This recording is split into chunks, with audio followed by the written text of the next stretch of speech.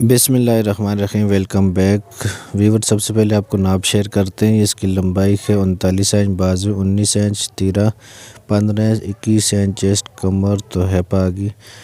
तो पूरी वीडियो देखना, आपको मुकम्मल तरीका बताएंगे। कि तो शुरू करते हैं वीडियो। सबसे पहले हमने बाजू कटिंग करना है, तो उसके बाद कुर्ती को कटिंग करना है। तो कुर्ती का गला पीछे क्यों जाता है, इसका भी आपको मुकम्मल तरीका बताएंगे।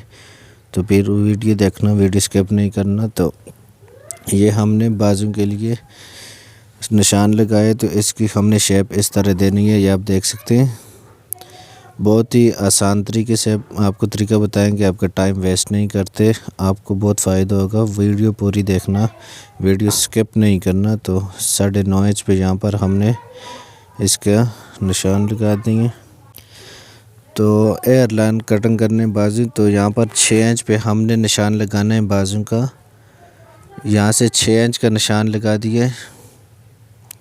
अभी जो है ना, हमने इसी निशान के ऊपर स्केल की मदद से लाइन लगा देनी है। ये देखें, स्केल थोड़ा अंदर से, अंदर वाली साइड से इस तरह हुआ है, तो इसको इस तरह ही जो है ना रख कर निशान लगाना है।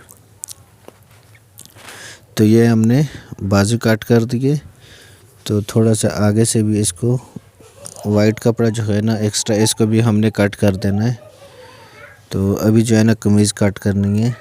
बहुत ही जल्द आपको जो है ना इसका बेहतरीन फार्मूला बताएंगे।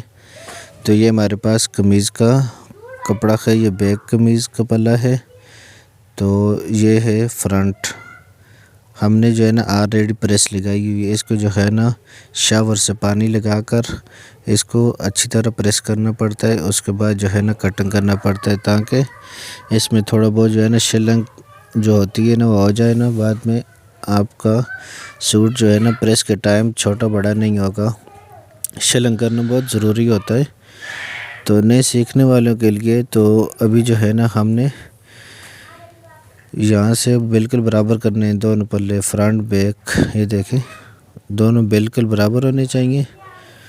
तो यहाँ से हमने लेंथ चेक करनी है पहले, कि इसकी लंबाई बराबर है, कम है, ज़्यादा है, किस हिसाब से। ये देखें, लंबाई ठीक ही आ रही है इसकी, बराबर। ये देखें, लंबाई जो है ना बिल्कुल बराबर आ रही है।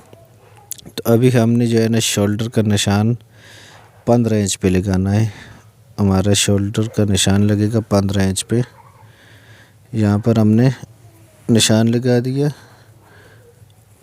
तो अभी बाजू के जो हमने हल्ला कट करना है, उसको 8 इंच का हमने निशान लगाना है। 8 इंच पे हमने बाजू कट करना है। तो ये हमने 8 इंच पे निशान जो है ना यहाँ से लगाना है। तो ये 8 इंच पे हमने निशान लगा दिया। तो इससे नीचे जो है ना हमने 13 इंच पे ये निशान लगाना है। ये देखें, इसका जो है ना ऑफ जो है ना 6 इंच कमर के लिए हमने निशान लगाना है, जो कमर की फिटिंग के लिए होता है। तो ये चेस्ट आ गई। ये देखें, चेस्ट के लिए आपने पूरा जो है ना जितना आपका साइज़ होगा उसी हिसाब से निशान लगाने। 20 इंच कमर आ गई, तो 20 इंच पे आपने मुकम्मल जो है ना निशान लगाना है। 22 इंच हिप है, 22 इंच पे निशान लगाना है। इसी तरह जो है ना ये दामन आ गया 23 इंच। तो यहाँ पर हमने ये निशान लगा दिए। इन्हीं निशानों के ऊपर हमने अभी स्केल से ये देखें लाइन लगाकर इनको सीधा कर देना है। ये देखें, ये थोड़ा कमर वाली जो है ना गुलाई में आ रही है, तो इसको इसी तरह गुलाई में जो है ना निशान लगाने इनके ऊपर। तो ये देखें, इस तरह गुलाई देनी है बाजू को यहाँ से।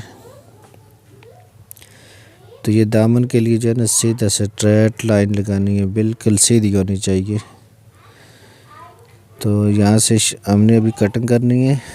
ये देखें, दोनों पल्लों को एक साथ में कट करना है। उसके बाद कितनी शेप देनी है बाजू की, तो वो बाद में जो है ना आपको बता देंगे। तो ये देखें, ये हमने जो है ना कट कर दिए।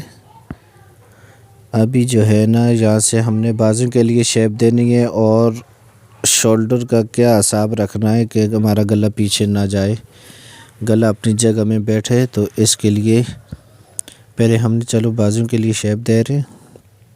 ये देखें, ये फ्रंट पल्ला हमने इसको कट कर दिए। बैक पल्ला ज़्यादा होता है ताकि जो है ना बाजू आगे पीछे आए तो इस पर जो है ना खिंचाव नहीं होता।